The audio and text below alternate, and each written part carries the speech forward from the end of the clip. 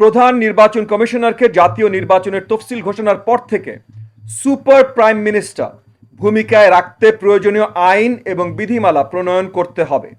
তিনি নির্বাচনকালীন সরকারের প্রধান ব্যতীত অন্য যে কোনো সদস্যকে আচরণবিধি লঙ্ঘন বা প্রভাব বিস্তারের অভিযোগের কারণ দর্শাতে পারবেন এবং নির্বাচনে হস্তক্ষেপ থেকে বিরত রাখতে পারবেন। নির্বাচনী আইন প্রয়োগের পূর্ণ এখতিয়ার প্রধান নির্বাচন কমিশনারের থাকতে হবে। নতুন নির্বাচন কমিশন যেটা দেয়া হয়েছে তাতে জনাব এম নাসির উদ্দিনকে প্রধান নির্বাচন কমিশনার এবং তহমিদা আহমেদকে নির্বাচন কমিশনার হিসেবে আমাদের তালিকা থেকে নিয়োগের জন্য সার্চ কমিটিকে ধন্যবাদ জানাই। একই সাথে আমি আশা রাখি যে এই নতুন নির্বাচন কমিশন খুব শীঘ্রই সুন্দর একটা আগামী নির্বাচনের রোডম্যাপ আমাদেরকে এবং জাতিকে দিতে সক্ষম হবে। প্রিয় বন্ধুগণ, নির্বাচনকালীন নিরপেক্ষ সরকার নিয়ে আমাদের প্রস্তাবনা, এনডিএম এর প্রস্তাবনা, বাংলাদেশের বর্তমান রাজনৈতিক বাস্তবতায় সংসদ বহাল রেখে দলীয় সরকারের অধীনে জাতীয় নির্বাচনকে প্রভাবমুক্ত এবং নিরপেক্ষভাবে অনুষ্ঠিত করা অসম্ভব। সুতরাং সংবিধানে নির্বাচনকালীন নিরপেক্ষ সরকারের বিধান অন্তর্ভুক্ত করতে হবে, যেখানে সংসদে প্রতিনিধিত্বশীল রাজনৈতিক দলগুলো থেকে একজন করে মনোনীত প্রতিনিধি যারা নির্বাচনে অংশ নেবেন না তারা থাকবেন। এই সরকার ক্ষমতা গ্রহণের পর তত্ত্বাবধায়ক হিসাবে 90 দিনের মধ্যে জাতীয় নির্বাচন অনুষ্ঠিত করতে বাধ্য থাকিবে।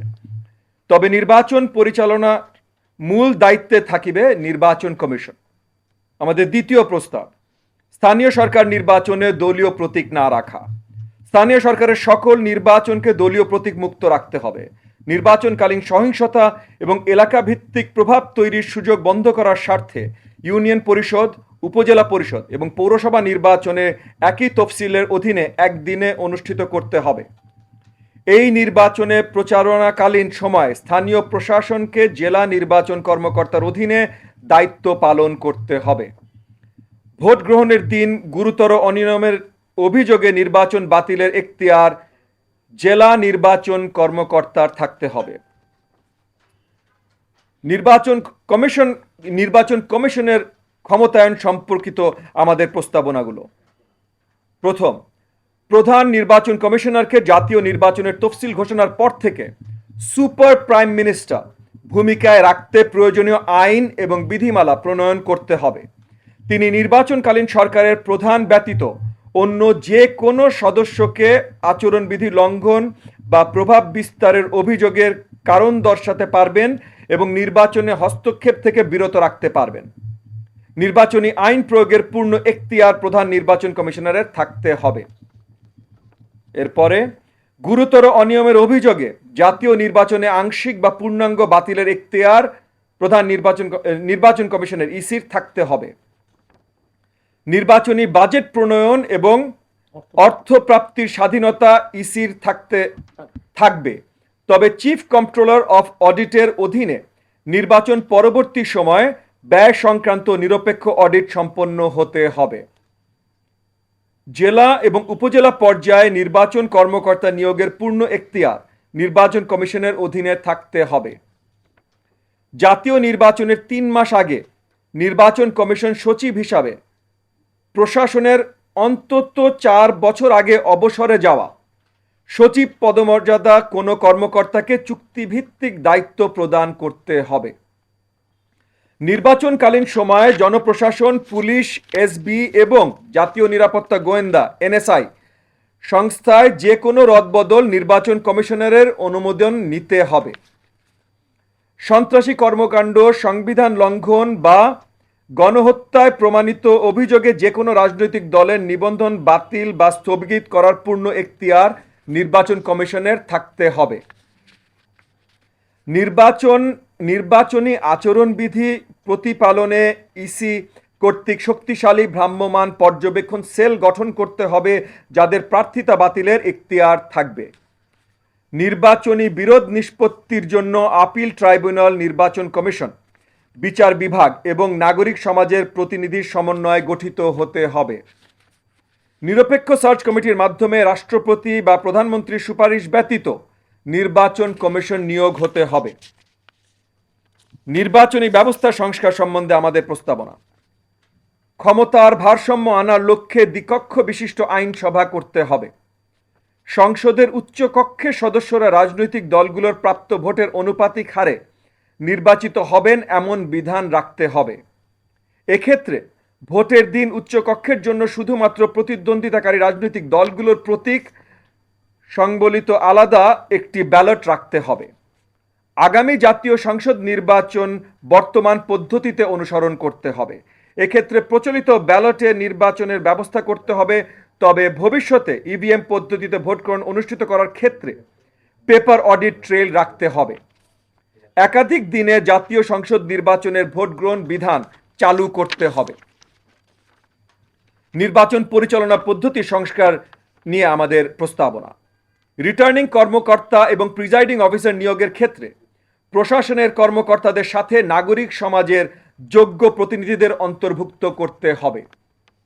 জাতীয় সংসদ নির্বাচনে অন্তত 60 দিন আগে 60 ডেজ প্রতিদ্বন্দ্বিতাকারী রাজনৈতিক দলগুলোর প্রতি আসনের বিপরীতে সর্বোচ্চ 3 জন প্রার্থীর নাম হলফনামা সহ নির্বাচন কমিশনে জমা দিতে হবে। প্রত্যেক প্রার্থীর হলফনামা যাচাইয়ের জন্য একটি খরচ ইসিতে জমা করবেন এবং নিরপেক্ষ তদন্ত সংস্থার মাধ্যমে প্রার্থীদের হলফনামার তথ্য যাচাই করা হবে। রাজনৈতিক দলগুলোর চূড়ান্ত মনোনীত প্রার্থীর হলফনামার তথ্য গরমিল থাকলে প্রার্থিতা বাতিল হবে।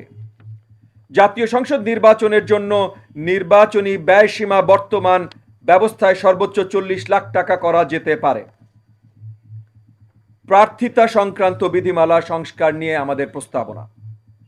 কোনো নিবন্ধিত রাজনৈতিক দলের কেন্দ্র বা মহানগর, জেলা এবং পৌরসভা উপজেলা পর্যায়ে কমিটি থেকে পদত্যাগের পর অন্তত 90 দিন অতিবাহিত না হলে কেউ জাতীয় সংসদ নির্বাচনে স্বতন্ত্র প্রার্থী হিসাবে প্রতিদ্বন্দ্বিতা করতে পারবে না।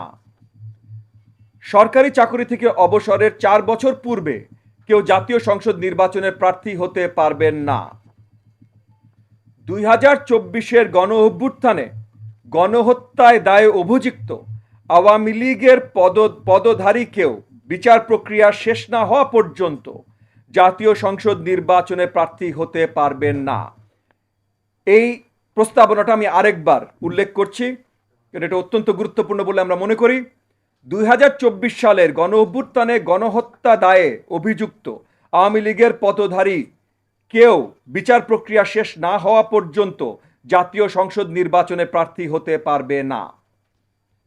স্বতন্ত্র প্রার্থীদের ক্ষেত্রে 1% ভোটারের সমর্থন সূচক স্বাক্ষর বিধান বাতিল করতে হবে। ভোট গ্রহণের দিন প্রয়োজনীয় আইন এবং বিধিমালা সম্বন্ধে আমাদের প্রস্তাবনা। প্রতিটি ভোট কেন্দ্রে সিসিটিভির ব্যবস্থা রাখতে হবে। প্রতি কেন্দ্রের ফলাফল কেন্দ্র থেকেই নির্দিষ্ট সময়ের মধ্যে লাউডস্পিকারে ঘোষণা করতে হবে। কেন্দ্রের নির্বাচনী ফলাফলে প্রত্যেক প্রার্থীর এজেন্টের স্বাক্ষর এবং প্রিজাইডিং কর্মকর্তার প্রতি স্বাক্ষর সহ রিটার্নিং কর্মকর্তার কাছে প্রেরণকে বাধ্যতামূলক করতে হবে। ভোট কেন্দ্র স্থাপনে দূরত্ব এবং জনমতকে প্রাধান্য দিতে হবে। ভোট কেন্দ্রে 200 গজের ভেতরে ভোট গ্রহণের দিন যে কোনো গোলযোগের ঘটনার জন্য সংশ্লিষ্ট প্রার্থীকে দায় নিতে হবে। সো এই যে অন্তর্বর্তীকালীন সরকার যেটা আপনিও তুললেন, যে যৌক্তিক সময়ের ভেতরে যে নির্বাচনটা আমরা দেখতে চাচ্ছি সেখানকার জন্য সেটা না, যেমন দ্বিকক্ষ বিশিষ্ট আপনার পার্লামেন্ট, তারপর আনুপাতিক হারের ভোট, এরকম অনেক কিছু আছে যেগুলো আমরা অন্তর্বর্তীকালীন সরকারের কাছ থেকে আমরা দাবি করছি না, আমরা লং টার্ম এই জিনিসগুলো চাচ্ছি।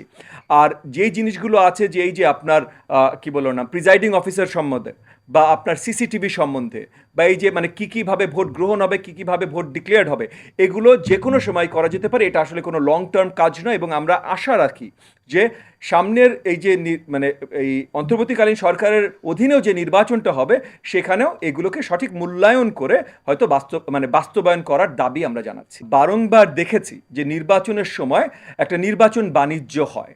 এই নির্বাচন বাণিজ্যটা রোধ করবার জন্য আপনি যদি আসলেই নির্বাচন করতে চান অন্য কোনো দল থেকে বা স্বতন্ত্রভাবে, তাহলে আপনার দল থেকে নির্বাচনের 90 দিন আগে আপনি ইস্তফা দেন।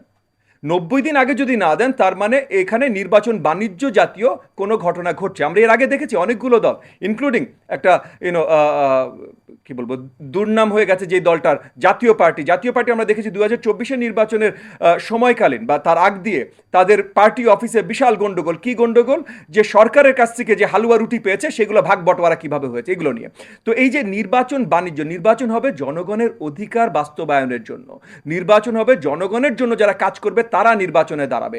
সো নির্বাচন বাণিজ্য যেন না হতে পারে, এই কারণে আমরা বলছি। এবং কারোর নির্বাচনের অধিকার আমরা ঠেকাচ্ছি না। কিন্তু আপনি যদি করতে চান 90 দিন এত লম্বা সময় না।